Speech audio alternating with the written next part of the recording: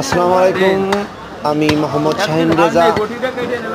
Meet market YouTube channel থেকে আমি সরাসরি ঝিনাইদহ সদর উপজেলা হলিধানি বাজার মাংসের বাজার থেকে আমি সরাসরি আপনাদের দেখাচ্ছি। আপনারা দেখতে থাকেন। ভিডিওটি ভালো লাগলে একটা লাইক, একটা শেয়ার করতে ভুলবেন না। অনেক দক্ষ কষায়ের দ্বারা এখানে মাংস কাটা হয়। আপনারা দেখতে পাচ্ছেন অনেক সুন্দরভাবে মাংস রাখা প্রসেসিং করা হচ্ছে।